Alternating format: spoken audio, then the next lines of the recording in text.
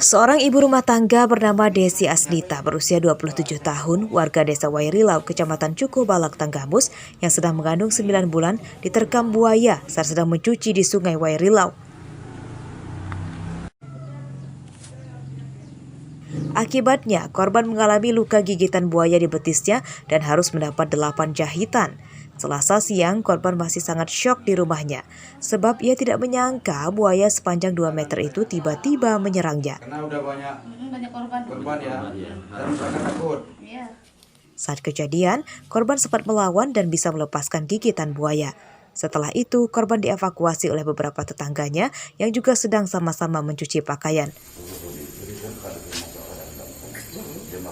Kepolisian dibantu aparat desa dan warga segera menyisir sepanjang sungai untuk memastikan tidak ada lagi buaya di wilayah sungai tempat biasa warga mencuci pakaian dan mandi.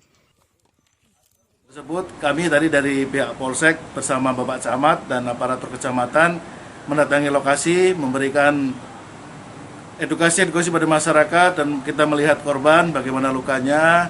Setelah itu kita edukasi masyarakat untuk berhati-hati, waspada. Untuk sementara jangan dulu melaksanakan aktivitas cuci pakaian di daerah-daerah tersebut, di sungai tersebut, untuk menghindari hal-hal yang tidak diinginkan atau yang lebih membahayakan. Polisi meminta masyarakat berhati-hati beraktivitas di sungai Wairilau karena diperkirakan buaya yang menggigit Desi Asnita belum pergi jauh. Andri Kurniawan melaporkan dari Tanggamus.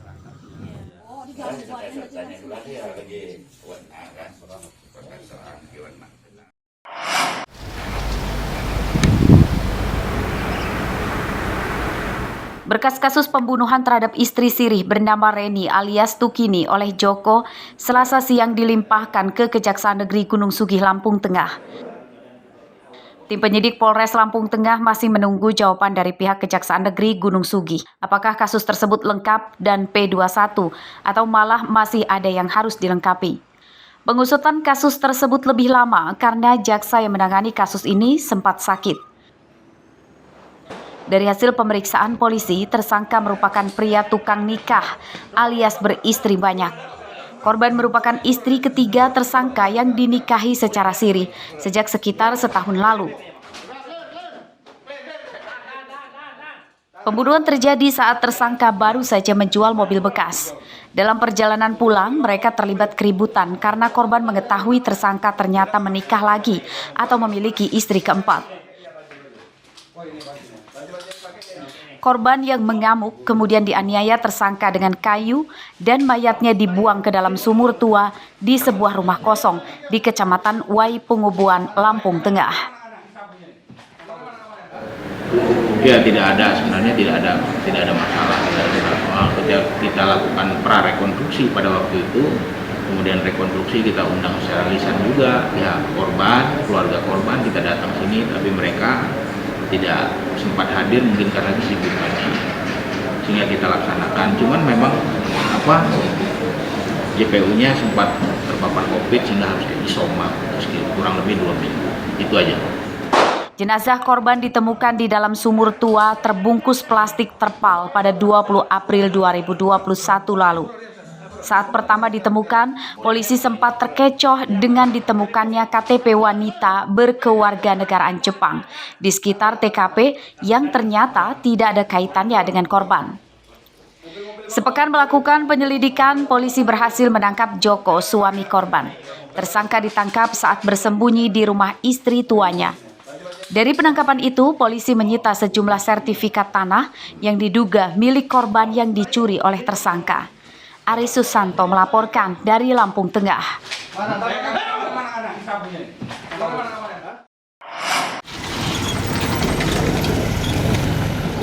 Pengendara mobil yang melintas jalan raya Simpang Randu di Desa Setiabakti, Kecamatan Seputih Banyak, Lampung Tengah, sedikit bisa bernafas lega karena jalan mulai diperbaiki. Selasa siang, sejumlah pekerja sedang sibuk menimbun lubang-lubang besar di tengah jalan rusak dengan batu.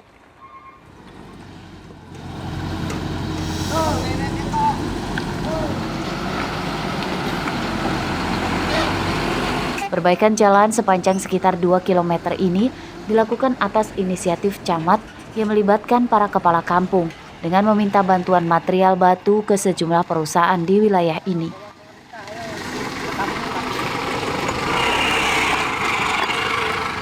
Untuk tenaga kerjanya dibayar atas patungan camat dan kepala kampung. Perbaikan jalan hanya sebatas penimbunan dengan batu di jalan berlubang yang dalam. Perbaikan jalan secara swadaya ini bagian dari rasa iba camat dan kepala kampung untuk memperlancar arus lalu lintas.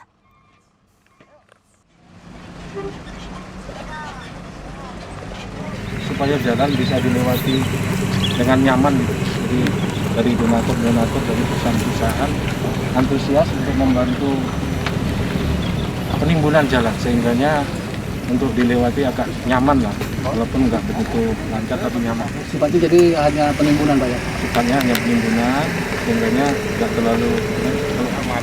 Mengeluh Pak, dengan adanya jalan yang begitu hancur ini, banyak mobil kecelakaan, banyak mobil guling tumpah. Dengan adanya ini sangat senang sekali, khususnya kampung kami, warga kami Pak. Dengan penimbunan ini Pak? Iya, dengan adanya penimbunan ini. Jalan rusak di Lampung Tengah tidak hanya terjadi di Kecamatan Seputih Banyak. Jalan rusak juga terjadi di Kecamatan Rumbia. Pengemudi mobil yang melintasi jalan tersebut harus ekstra hati-hati jika tidak ingin kecelakaan.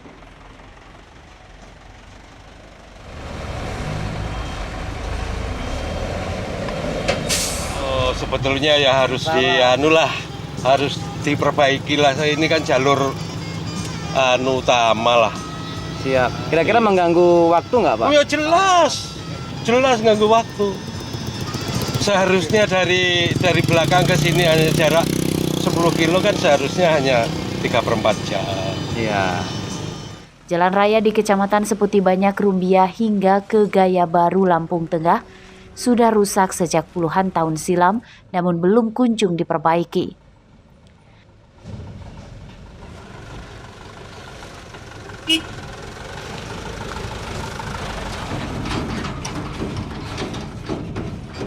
Padahal jalan ini setiap harinya ramai dilewati kendaraan warga dari luar daerah dan truk. Jalan ini menjadi akses jalur ekonomi warga karena menghubungkan ke puluhan pabrik pengolahan tapioka dan perusahaan tambak udang Bratasena. Ari Susanto dan Arsadi Saputra melaporkan dari Lampung Tengah.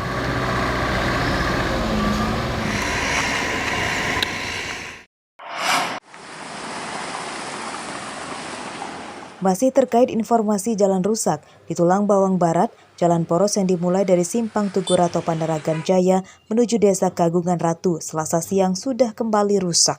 Padahal, jalan poros ini terbilang belum lama selesai diperbaiki, yakni pada akhir 2019 lalu.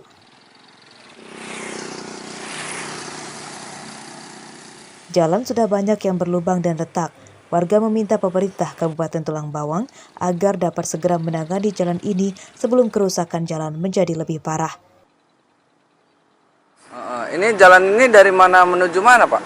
Ini dari Kagungan Ratu menuju Panaragan. Kalau seandainya ada kerusakan gitu? Ya biar cepat diperbaiki, biar lancar jalannya. Tapi kalau bolong-bolong kecil-kecil dikit-dikit udah ada ya Pak? Ya sedikit kecil ada, tapi udah diperbaiki.